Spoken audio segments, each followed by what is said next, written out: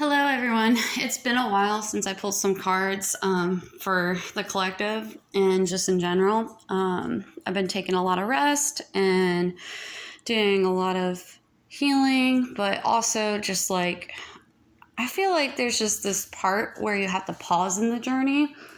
But I also am trying to get more creative and and balance that part of myself out with like my work and everyday routines and such. But it's crazy because I wanted to do a design for some different type of tarot cards. That's what one of my ideas I had in my head, and it's just crazy because once I thought of it, it came to me and I saw the visions of somebody else doing the same thing. And I'm like, wow, the universe is definitely like that. Like if you think of something or you create something in your mind, it tunnels out and it comes back right to you. And it's coming faster than I've ever imagined. I mean, I remember seeing it like that as a kid for certain things and certain patterns or certain I don't know, just like concepts that I would think of, and then boom, it's created or it's in my universe. It's like just that instant manifestation. But anyways, I love it, and I want to still do my project, but I'm just happy to see the world is like, yeah, we already have this here. Take a look, see. Like it's already been done, kind of thing. But the greatest thing about that is, yeah, it's been done, but it hasn't been done by you. And that's kind of part of this journey is like rehatching those ideas and those concepts that you want to create into the world. And you can do that not just through tarot and like listening to your intuition, but like just the little things in life, like little things, and it's just a reflection back on you. And it's just like whatever you want for your life, you can manifest it, even if it's the smallest minute things. And to me, it was like a concept of tarot cards, and boom, somebody else already made it, but it's here for you to play with. It's here for you to get inspired from, to create your own ideas off of that, So I just love how that's kind of the whole collective thing too. Like we're all here connected, whether we notice it or not, even in the smallest things. So that's like what I've been meditating on for a while, other than dealing with, the everyday grind. And always through separation, you're always going through this, okay, the acts, like going through things and realigning is the best way to put it. So we're definitely, so this is the overall theme, excuse me. And then I have, I like you coming up. So these are like the overall themes. I did ask for like, clarify the Queen of Cups. So this energy could be just through the Queen of Cups or like things that are coming from the Queen of Cups, which I'm going to pull some more clarifiers in a little bit. We got the Phoenix as well. And bump. Some of you guys may be getting vows done or realigning into the idea of that, or maybe some of you guys are looking back at past, considering the axis there, and I pulled it for the Queen of Cups, so I don't know. I mean, everybody's on their own journey, so take it how that resonates. And I hate saying that because every freaking tarot reader has to say it, and I want to create a different way of phrasing that. So I will brainstorm on that on a later date. So yeah, I got the Queen of Swords, and then I was like, well, further clarify the Queen of Swords. I'm sorry, the Queen of Cups, and I pulled the Queen of Swords in reverse. Okay. So yeah, it's definitely somebody that's distorted female. We also have the Seven of Torches. So I feel like with all that fire and brimstone there, it's definitely somebody frustrated. Somebody's definitely fuming mad or pissed off about a situation. or something. I don't know. Maybe seeing as her cup is never quite where she wants it, and she's never fully satisfied. She's always going to keep nagging. Nagging's a good word for it. Yeah, nagging. So there's a lot of that archetype in the collective right now, or someone related, or maybe somebody, maybe even the divine feminine are going through their distorted female archetype, like feelings. Like, I don't know. I mean, she's not the only woman to have on plate here today. So then on top of that, I was like, okay, well, clarify further about the Queen of Cups, and which is strange because, first of all, the first question I had was like, what do we have to be like lucky for, or like what fortune can we get? I think that's how I phrased it. Like, what fortune do we have to look forward to, right? And then like the Wheel of Fortune came up over here, and then it's coming out right here when I asked like further about the Queen of Cups' journey, like what's going on. Like basically to clarify this is what I pulled. Okay. That's kind of like where, because when I'm pulling, sometimes I ask direct questions and sometimes I just feel energy. So it's hard for me to interpret and explain exactly where I pull these from when I'm pulling, okay? And a lot of the time I don't show it while I'm on camera because of the way I just come into the room and say, okay, it's time to play with tarot cards, basically.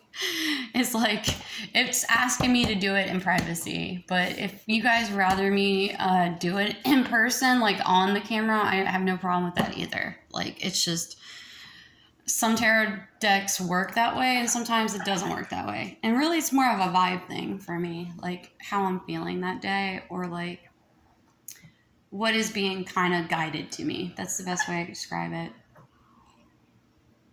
And you know, and also life is like got its own string and a chord. So it's like, this is something that I feel like is still part of a journey on its own. So it's like, it's related to the like stuff in your life, but it's also like got its own path and its own beaded path. So it kind of goes against a lot of what's on your journey. Does that make sense? Because like the thing that I had to like understand about tarot is like, okay, we all use it as a tool and we all use it to guide us, but at the same time, it's a story in itself. Like, these cards that come to me is not just for me, it's for the cards itself. You know what I mean? It has its own life. That's how amazing tarot is to me. Like, its own source. And yes, you can call it divine. Yes, you could call it spirit. Yes, you can interpret it as magic or whatever you believe it to be. Okay, let's put it that way. I honestly think the material itself is doing its own thing, right? It's here for a reason, right? It's in its, you know, its three-dimensional shape and form, right? It's material, but it's here for a reason, or else we wouldn't have it, correct? So, and it exists solely because it can, you know, and that's exactly how I feel we are as humans. We are here. Why? I don't know. We are just all here and we have to live with that. A concept of we are who we are and we will always be what we can be in every plane of existence of what we are. So it gets a little fun like that. Yeah. So sorry, I get into my philosophical rants, but anywho, so we have our 6 of Wands that came out today with the Wheel of Fortune and the 5 of Wands in reversal. So that could be good. We could be overcoming some things, coming out of like negative points of views and arguments. And the Wheel of Fortune, I always find is a good thing because we always need to keep going, right? So the wheel is here. It's on our side. It's always in directory, whether we see it or not. But that's like what's coming out right here. So then the 6 of Wands is you got coming out and overcoming, you know, walking away or, you know, grabbing your wand and just doing your magic. Look at how beautiful on this beautiful horse, just riding off. So that has a lot to do, I think, with the Phoenix, particularly. Like, I feel that Phoenix energy with the horse here, like just flying out like Pegasus, you know? Anywho, let's move on back over here with this Wheel of Fortune, because I was like, okay, we'll clarify this Wheel of Fortune that came out earlier in the deck. And I get Seven of Swords with the Queen of Pentacles. So this is some other fortune. It could be through your past. It could be through your subconscious. It could be what's to be coming of in the future with the Wheel of Fortune. I don't know. It's like two beaded paths here. I'm going to put it that way. Okay. Like, here's a fortune here with this Queen of Cups, aka the Queen of Swords in reverse, right? And her, you know, her fire and brimstone. And then we have this Queen of Pentacles here, right? That's really focused on herself and self-nurturing and self-caring and self-loving. So I feel like this is a lot of, could be defined masculines, DF. I don't know. It could be. I don't know. The Five of Swords here. So there's two sides, right? But it also kind of feels like as above, so below, with the whole clouds in between. But then we have half full and full, Saturn with rings. Yeah. And then we also have right here this sun and a star. Could be some kind of metaphor or symbolic in astrology. But seeing how one person's here digging these swords into the ground, aka, you know, space and time. It could be time apart, time away, but then there's two, and then there's three. So in my head, this is like third parties, right? Competition. Could be friends, family, whatever that third party may be, right? Could be like how you are perceived in the world. And deep down, no, like this is where you need to be standing, like underneath it all. This is the two, right? 1111. I don't know. 5 is a very fascinating number to me. I don't know. It's not my favorite number. My favorite number would be 3 because, I don't know. I've always been drawn to the number 3 and I just love the magic of 3, I guess. But I also like, I guess because it's my life numerology, like number, my life path. I'm in 3, I suppose. And I was born in March, which is 3. So,